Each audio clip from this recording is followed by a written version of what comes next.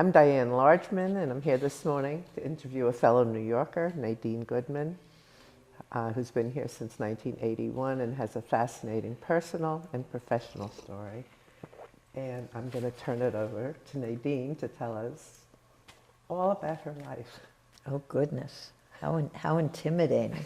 I'm not sure fascinating, but I've certainly enjoyed my life and feel very privileged to have had my life here in Mexico, never mind my childhood and everything else.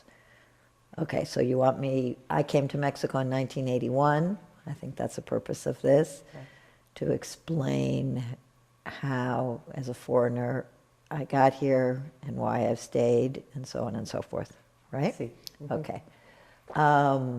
So I came here basically to learn Spanish. And I have 3 adult kids in their 30s and on their way to their 40s. And they're perfect, and they're also obnoxious. And the reason I'm bringing them up is because they say, yeah, my mom came to Mexico 40 years ago to learn Spanish, and she still hasn't learned Spanish. So, I mean, they're right from the perspective that obviously I don't speak it like they can speak the language because they were brought up bilingual and binational, and I wasn't. But I came in 1981 as a social worker, as a public health person, as I'll even be so obnoxious as to say social activist, and at the time, as well as now, people of color, in particular in the United States, suffer more from the injustices, and many of them speak Spanish, and so I figured that was going to be what my professional catchment area would be, where I would be working. It would be with people of color. And so I was like, well, you better get your ass in gear and learn Spanish. And there was a woman who has been dead many years now. Her name was Noni Self. And I knew her from my childhood. And she heard through the grapevine that I wanted to go to Mexico. And I knew her from Rhode Island. And she called me up and said, somebody told me you want to learn Spanish. She came down here since, I don't remember if it was the 50s or the 60s, but she came down a long time ago with her husband. And her husband had died in 1980, and they drove from New York or Rhode Island to Mexico. So she, at the age of 80, needed somebody to drive down with her. So I was like, sure, I'm in. I was in my late 20s. I had finished a job. I had 2 master's degrees. I was waitressing to earn money, et cetera, et cetera. And I thought, oh, I'll be this benevolent, nice younger person and drive down. And, she didn't let me drive the whole time. I always say her dog, which was, I think, one of these huge Pyrenees, is that how you say it, type breeds of dogs, bigger than a St. Bernard. I was like, if Peter had fit in the front seat, I would have been in the back seat. Like that was, So, but we had a great cross-country trip, and it took us a week to drive down here. And I did definitely first fall in love with San Miguel. I mean, I remember the night we drove in and the lights in the jardín and driving through, and I just thought it was magical. And that was kind of the second time in my life I had the privilege of growing up in a family that had a summer home on a little island off the coast of Rhode Island, and that was a magical place for me. And that was the second experience in my life that I felt like this is magic. So I came to San Miguel in 1981. I had the intention of going to language school, learning Spanish, being here a couple months, and leaving. And basically 40 years later, I'm still here. You mentioned your husband. Is he one of the reasons that you Right. stayed here? Definitely. I mean, I loved San Miguel for its magic, its aesthetics. I've also always been, I don't know, it's as obnoxious as it sounds, literally almost from birth, a feminist. And I've also always worked as well as felt strongly personally about what I call reproductive justice.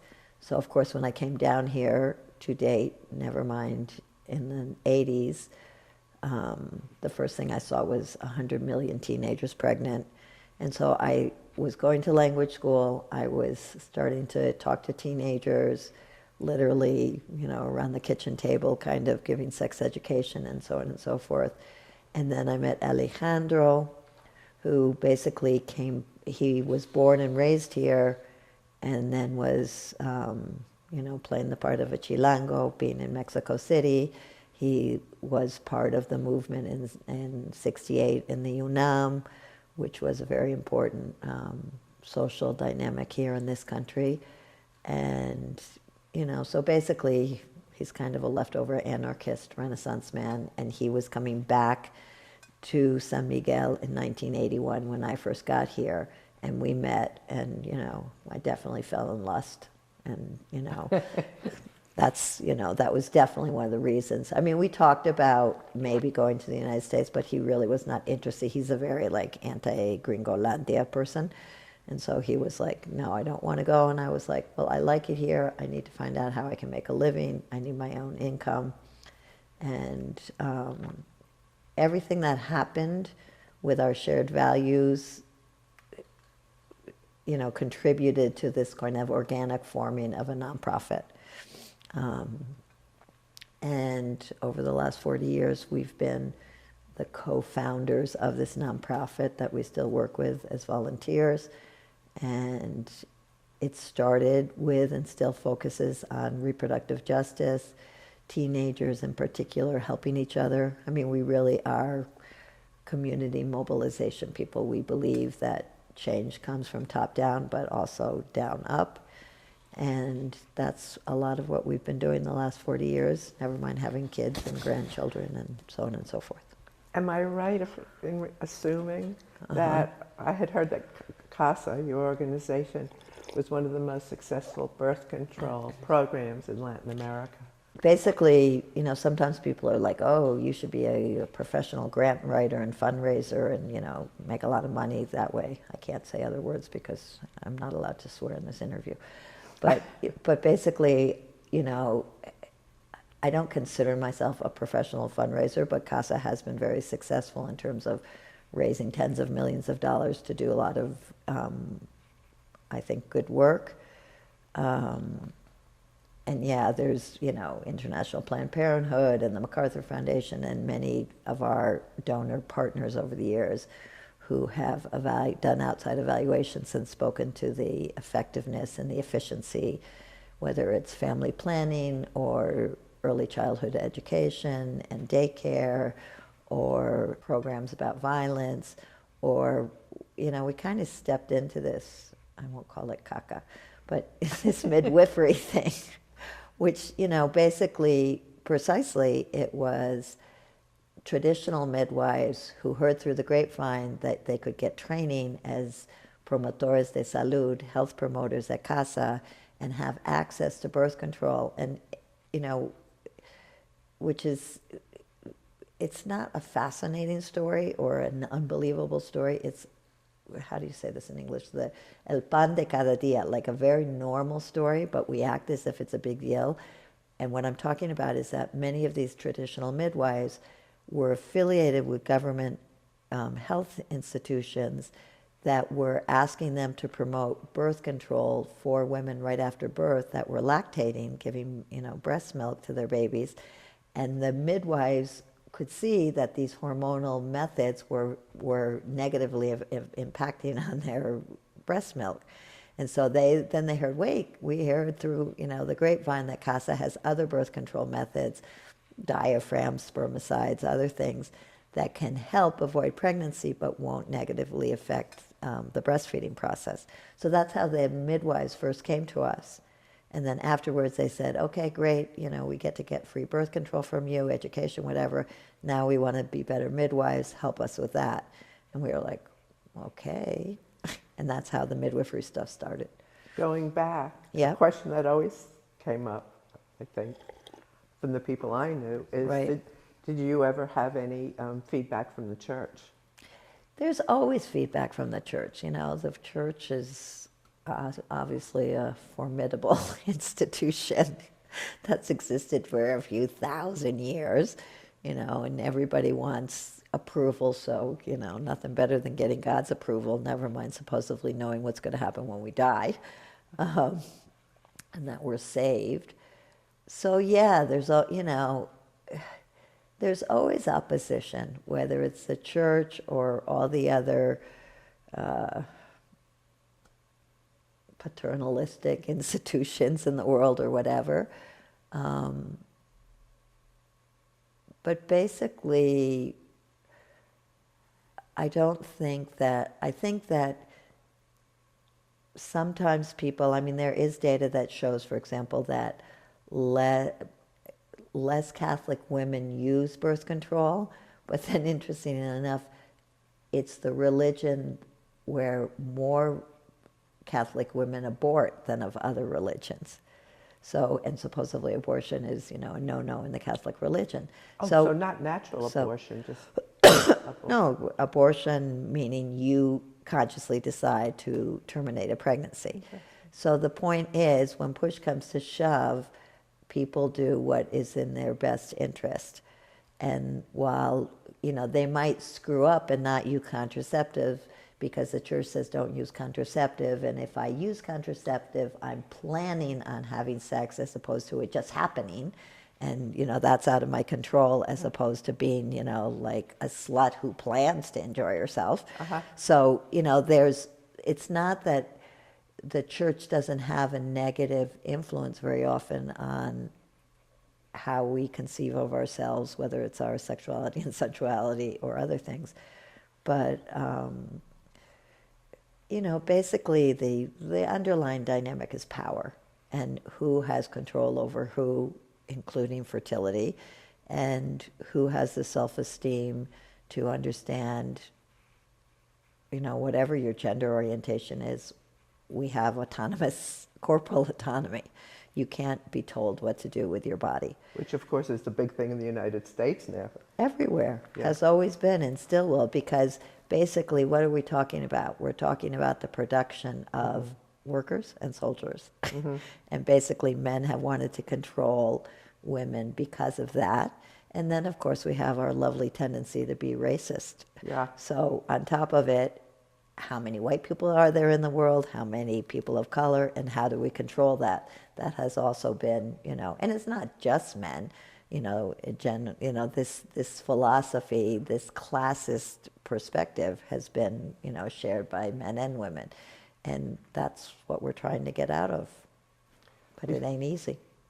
Before we get into politics, because we better stay away from that. Politics is in every orifice that you own. So can you tell us about how you adjusted to life here? I mean, I think from day one, and hopefully this is not my imperialism, I felt very comfortable here. Like I didn't feel, it's not to negate that there are differences or that I'm not in my country of origin, but I always felt very comfortable here. And I think in part that's because it's a very warm, I don't want to say humanistic, I kind of hate that word, but you know, a warm environment with a lot of interaction. And I like that. I like people. But are there, you know, people joke around and make fun of me and say I still walk like I was in the streets of New York. Or, you know, one time I remember reading an article that had been written about CASA or something, and I was described as a gritty New Yorker. I was like, oh, that's kind of good word, gritty, you know. I mean, so yeah, there are definitely those supposed cultural differences, and it hasn't been particularly easy sometimes. And then I came when I was young. You know, I had professional experience, but I was in my 20s. Like, I don't think, I can't remember who asked me the other day, or somebody asked me, if I hadn't married a Mexican, would have I stayed here?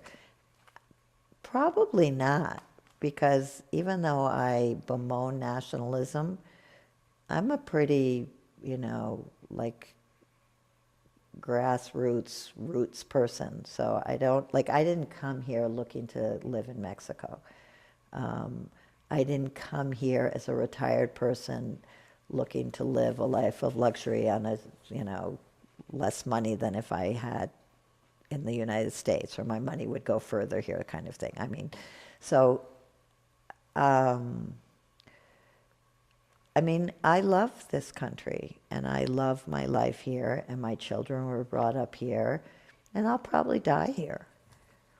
I know you took your children back to New York. Right. For high school. Mm-hmm. How did they adjust to that? Well, first of all, my children are pretty versatile. Even precisely not too long ago, and this is my daughter who's 37, going to be 38. She was talking about when she was a kid and accompanied me to like a spiel on CASA, looking for money. And I was talking to people and I was saying, oh yeah, I fell in lust. And, she was like, geez, Mom. And she's been, creatively translating from English to Spanish and vice versa for events for CASA and Government People Forever and all that. So, they're very used to, and they went back and forth since they were born to the United States. But I do think, basically, their life here, being born here, and they were born at home and born in a very warm, nice setting, and they grew up in a sort of idyllic childhood here. But at the same time, the reason I took them to New York, besides just, I don't know, nationalism, maybe, I wanted them to get out of the socioeconomic context here, that they were part of the upper middle class, they were part of the güeritos.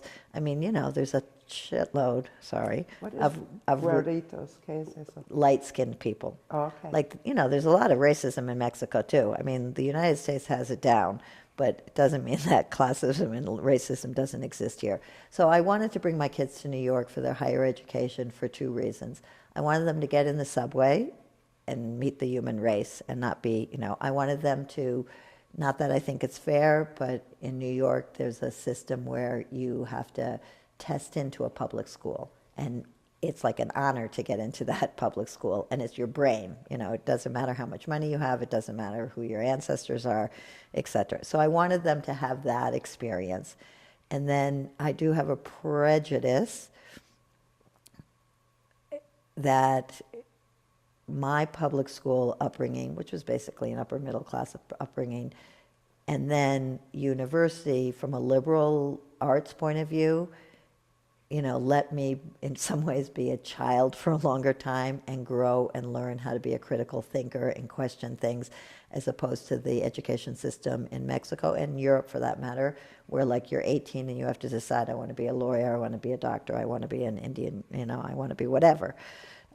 So that was another reason that I wanted them to go to high school and to really have choices. Like I had seen, quite frankly, a bunch of kids who grew up here in an upper middle class sheltered environment and then went to university in the United States, but they never really adapted to the United States. And my kids, I think, can live in either country.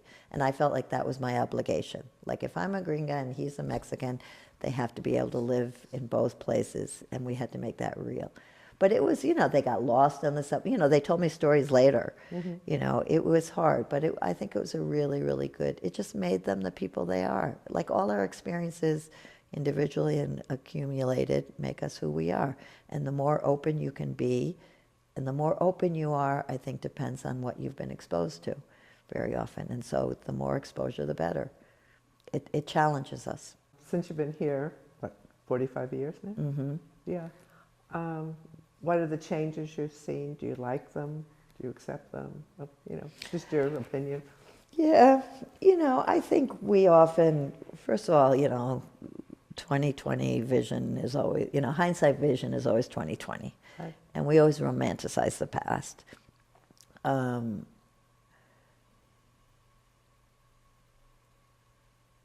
think what has been a little disconcerting is the disparity of income, though there's always been obviously 2 or 3 or 4 economies within Mexico, never mind, with the prominence of the foreign population here. I feel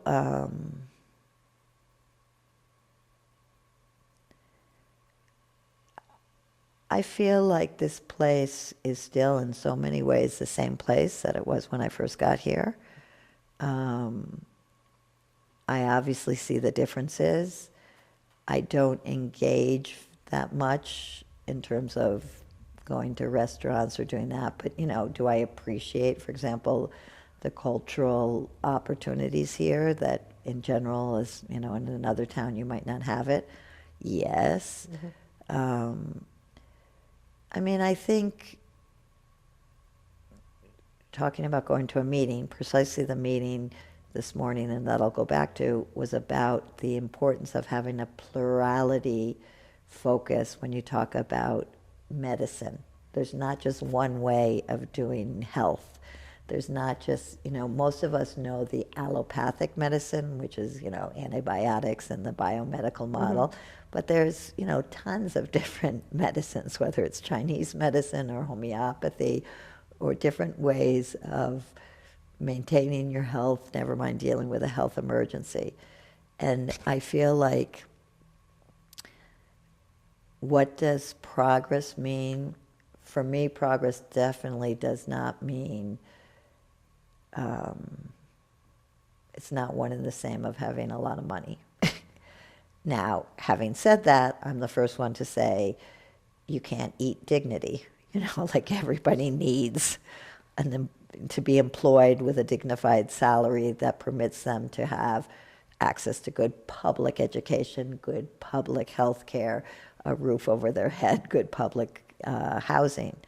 And we don't have those systems of universal access to what I consider basic human rights in the United States or in most countries in the world, In some of the countries who, after they raped the world, became socialistic, in Europe, for example, they do better at taking care of most of their people. But, we also see what the immigration scene is right now and how a lot of things are changing terribly, in Europe with all of that situation. It's not easy, but it's precisely not easy because of the disparity that has grown and is still growing.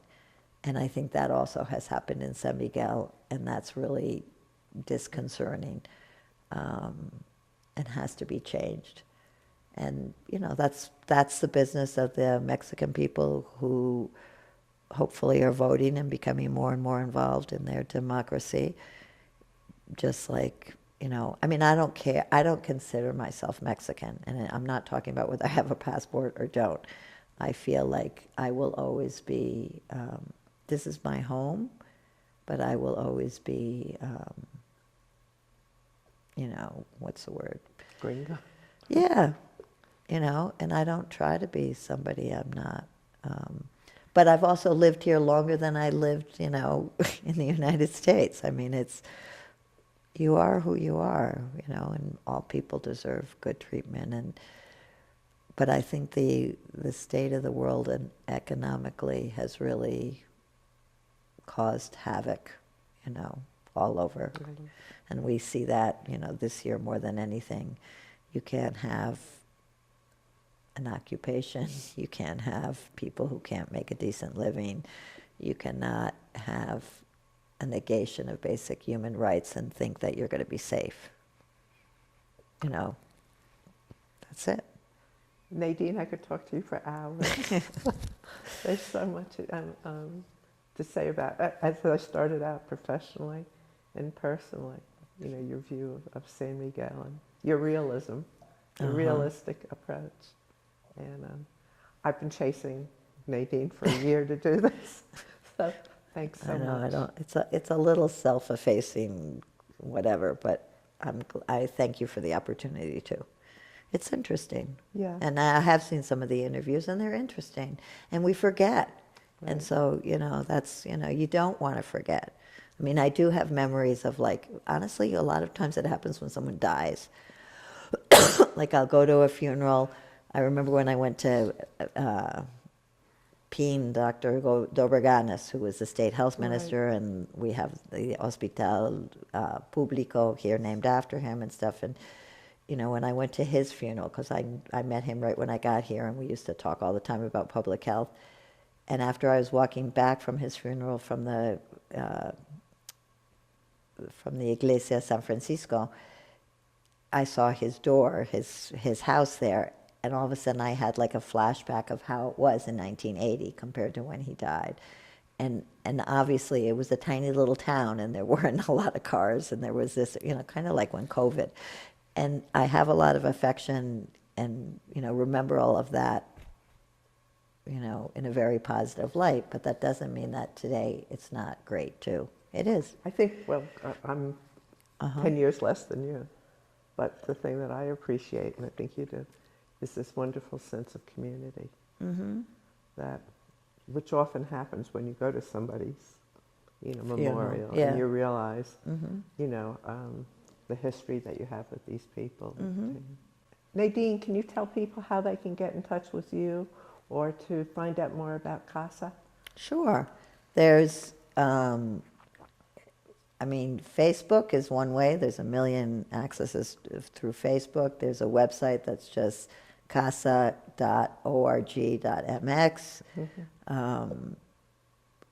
My personal phone number is always available to everybody, which is 415-111-9537. But I think, you know, the main offices of CASA are here in town in the Santa Julia 15, Colonia Santa Julia. And, you know, CASA has grown organically, and I have no doubt will continue to grow organically, and everyone is always welcome.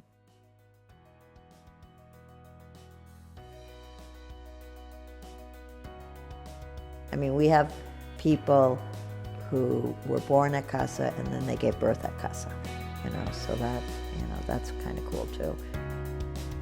So I encourage everybody to go to, I mean, if you want to say what how to get it. It's very simple, San Miguel Archive Project, YouTube. There you go. Do it. Don't think about it. Bye.